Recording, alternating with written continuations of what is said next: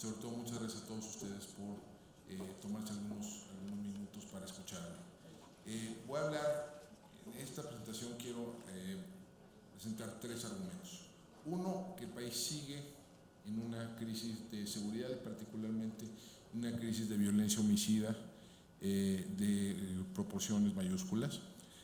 Segundo, que el planteamiento estratégico del gobierno no atiende fundamentalmente esta crisis. Y tercero, que el instrumento en el cual ha depositado sus esperanzas el gobierno de la República, es decir, la Guardia Nacional, probablemente no dé los resultados anticipados.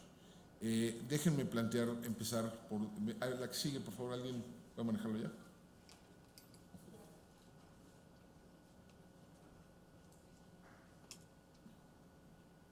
¿Alguien? Bueno, ok. Lo que muestra es que la violencia sigue más o menos al alza.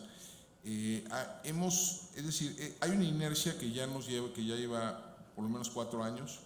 De 2015 a la fecha, el número de homicidios, el promedio mensual de homicidios ha casi duplicado. Nos hemos ido de poco menos de 1.500 víctimas a casi 3.000. Esto implica, el año pasado tuvimos 33.000 víctimas de homicidios dolosos, según el secretario ejecutivo del Sistema Nacional de Seguridad Pública. Este año vamos a andar probablemente sobre 37.000. Y vale la pena señalar que esa cifra siempre es una subestimación con respecto a la realidad. Las cifras de INEGI tienden a ser ligeramente más altas, como 10% más altas, lo cual implica que el año pasado más o menos tuvimos como 37.000 homicidios. Lo sabremos la semana que entra, cuando el INEGI dé a conocer las cifras de 2018, y que este año pudiéramos estarle pegando las 40.000 víctimas de homicidio en la cuenta del INEGI. Eso ya implica una tasa de homicidio ya cercana a 30 por 100.000 habitantes. Eso ya es significativamente, ya está arriba de Colombia, está arriba de Brasil, y estamos empezando a entrar en los rangos centroamericanos, ¿no? Entonces sí es una situación preocupante. Hay algunas señales de estabilización en los últimos 2 meses. Abril y mayo no crecieron los homicidios con respecto al mismo mes del año anterior, pero probablemente eso haya sido más bien paréntesis. Lo que sabemos de datos preliminares de junio es que probablemente traigamos otra vez crecimiento de 2 dígitos, como 16-17% contra el mismo mes del año pasado, y que hayamos tenido un total como de 3.100, 3.200. Solo vamos a saber el sábado cuando den a conocer las cifras. Además, si bien este es un fenómeno que está disperso en el territorio, sí tiene algunos puntos particularmente calientes que vale la pena destacar. La que sigue, por favor. A ver, lo que ven en el mapa son 4 colores, ¿no? Los estados que están en rojo carmesí son estados que tienen tasa de homicidio por encima de la media nacional y que además tienen una trayectoria ascendente en el número de homicidios. Si ven, es básicamente lo que tenemos allí, es un corredor que pasa por el cinturón del país, que va de Jalisco a Veracruz, cruza Guanajuato, cruza el Estado de México, la Ciudad de México, Puebla y Veracruz. Tenemos también el caso de Chihuahua. Y luego tenemos algunos estados, por ejemplo, Baja California o Michoacán, donde si bien los niveles de homicidios son elevadísimos, particularmente el caso de Baja California, hay alguna tendencia descendente. Luego tenemos algunos estados que, si bien tienen niveles de homicidios por debajo de la media, están creciendo sus homicidios. Son casos como el de Coahuila, casos como el de Nuevo León, el caso de Tabasco es particularmente preocupante, y luego ya tenemos algunos donde están bien y están más o menos mejorando, ¿no? Pero son casos como Sinaloa, como Tamaulipas. La que sigue, por favor.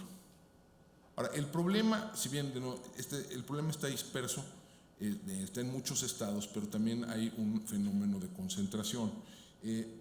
Más o menos la mitad de los homicidios del país suceden en 7 entidades federativas: Guanajuato, el Estado de México, Jalisco, Baja California, Chihuahua, el Distrito Federal y Guerrero. Si sumamos Veracruz y Michoacán, tenemos casi las 3/4 partes de los homicidios, ¿no? Entonces tenemos más o menos casi 3/4 partes de los homicidios en 9 estados. De estos, yo destacaría aquí un caso que me parece particularmente relevante, que es el de la Ciudad de México. Si ven, el número de homicidios que se han acumulado en la Ciudad de México en los primeros 5 meses del año es superior a la de Guerrero. Y si uno anualiza, si uno saca la tasa por 100,000 habitantes, esto implica que muy probablemente la Ciudad de México, el ex Distrito Federal, tenga una tasa de homicidio este año superior a la del Estado de México, cosa que no ha pasado en décadas. Este año la tasa de homicidio de la Ciudad de México podrá andar sobre 20 por 100,000, debajo de la nacional sin duda, pero el doble de donde estábamos en 2012. Pues ahí sí hay un fenómeno importante. Ahora, frente a este panorama, ¿cuál es la estrategia planteada por el gobierno? ¿Cuáles son las líneas estratégicas? El gobierno presentó una estrategia nacional de seguridad que la realidad es que ni esa estrategia ni tiene mucho de seguridad. No estoy muy seguro que sea nacional. Es un documento muy desordenado, donde los objetivos no son objetivos, son conceptos generales y hay estrategias que no se conectan con los objetivos, y no hay medidores, no hay métricas, no hay indicadores, no hay nada que permita conocer el avance.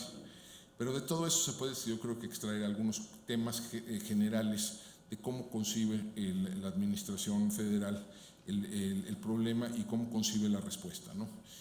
Yo creo que una primera línea de respuesta tiene que ver con la centralización de la toma de decisiones, ¿no? El presidente ha insistido que él todos los días tiene su reunión con el Gabinete de Seguridad a las 6 de la mañana, que todos los días está analizando las cifras del día anterior. Sí hay un intento de microadministrar la seguridad del país desde Palacio Nacional, ¿no? Y que la información acabe concentrada ahí y que de ahí se deriven líneas de acción. Tiene sus virtudes, no, por lo menos no hay se le puede acusar de muchas cosas al presidente de la República, pero no es atención al tema. El problema es que no se puede, en un país tan diverso, tan complejo, no se puede microadministrar el problema desde una reunión mañanera, ¿no? Un segundo, y comparte también de esta estructura, digamos, de este tenor centralizador, está en la creación de estas coordinaciones territoriales, 266, que hacen una especie de espejo, ¿no?, de lo que sucede en Palacio Nacional en las mañanas. Se reúnen a las 8 de la mañana, inclusive, para analizar lo sucedido en las últimas 24 horas y dan el reporte hacia arriba, ¿no? Entonces, hay un intento. Yo creo que ese es un tema el cual yo creo que hay que abordar y que hay que analizar en qué medida se está nacionalizando el problema y se le está quitando la responsabilidad a los que realmente la tienen, que son los gobiernos estatales y municipales. Hay un segundo elemento que fue insistente, la menciona en la campaña y en el periodo de transición, pero luego, digamos, ha perdido relevancia, que es todo este asunto de la pacificación. Como recordarán, se hicieron una serie de foros durante el periodo de transición, se convocó a víctimas, se convocó a diversos colectivos de derechos humanos, se convocó a diversos actores para tratar de construir algún tipo de propuesta de justicia transicional. Eso se ha quedado más bien en el tintero, salvo lo que tiene que ver con la Comisión de la Verdad de Ayotzinapa, que camina en su propio carril. Todas las propuestas más amplias de justicia transicional se han quedado allí, se han quedado varadas. La idea de una amnistía mal definida, ¿no?, con pocos contenidos concretos, tampoco ha avanzado. Y ya dijo el presidente recientemente que en lo que respecta a la regulación de drogas, particularmente el caso de la marihuana, va a estar en la congeladora por plazo indefinido, ¿no? El tercer elemento, y el cual, según el gobierno, según el presidente de la República, es el corazón de su propuesta, tiene que ver con la política social. Le he dicho que 80% de su política de seguridad es política social.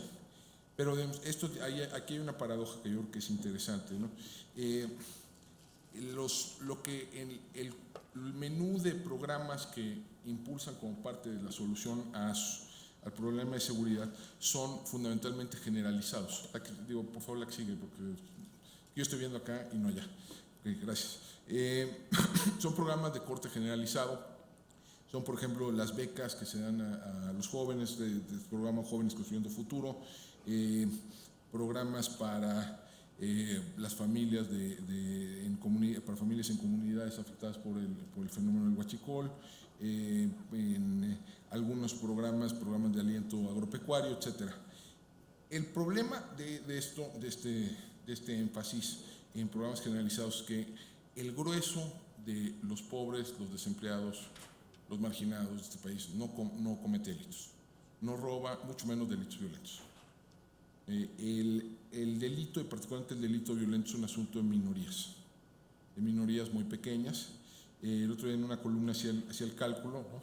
Tenemos al año 33 millones de delitos según la encuesta nacional de victimización, asumiendo que un delincuente comete un delito por semana, tenemos 52 delitos por delincuente, lo cual nos daría un poco más de 600,000 delitos por 600,000 delincuentes, de personas que cometen al menos un delito, pero muy probablemente allí haya una distribución de Pareto, ¿no? Que el grueso de los delitos lo comete una minoría relativamente pequeña de delincuentes intensivos. Piénsalo de esta manera: alguien que se sube a robar un microbús pues comete 30 delitos de un jalón, salta 30 personas de un jalón. Extorsionador telefónico, digamos, con buena ética de trabajo, ¿no? Que se ponga a hacer 10 llamadas al día, son 3,650 delitos al año, ¿no? Contra algunos que nada más roban una cartera en el metro, ¿no? Eso implica, si sacamos el 20%, que muy probablemente el 80% de los delitos de la actividad delictiva se concentra en 120, 130, 140,000 personas en un país de 130 millones, ¿no? Lo cual esto significa que en términos de prevención del delito, los programas sociales generalizados tienden a ser un desperdicio, porque la mayor parte de las personas no cometen delitos, reciban o no un apoyo del gobierno. Entonces lo que tiende a funcionar son programas focalizados, programas dirigidos a poblaciones muy específicas, sobre todo de personas que ya están en conflictos con la ley. Programas como de reinserción de reos, programas de atención a usuarios de drogas, programas de reinserción de pandillas, etc. Eso es lo que tiende a funcionar. El balazo, los escopetazos presupuestales no son muchas veces la mejor manera de prevenir escopetazos físicos, ¿no? Y por último, y es donde me voy a concentrar el resto de la presentación, es en la reorganización del sector seguridad, ¿no? Aquí tiene dos componentes. Uno es la reconstitución de una Secretaría de Seguridad, a la cual, si uno lo ve en el papel, le concedieron enormes poderes, ¿no? Le pasaron pues, como el 90% del presupuesto y las facultades de gobernación las pasaron a la Secretaría de Seguridad, y le pasaron a la Policía Federal, el CISEN, Protección Civil, prácticamente todas las funciones sustantivas de gobernación, con la excepción de la política migratoria. Pero eso es en el papel. En la práctica ha demostrado ser una secretaría más bien débil, ¿no? Y ahorita vamos a platicar por qué. Y por último está el asunto, digamos, que es el corazón, digamos, del proyecto, que es la Guardia Nacional. ¿Qué es la que sigue, por favor? Bueno, la Guardia Nacional, pues aquí en este recinto se discutió ampliamente qué es, supuestamente es una institución de policía con origen y diseño militar.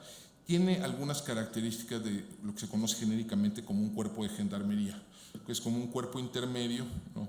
De los cuales hay muchos en el mundo que tienen formación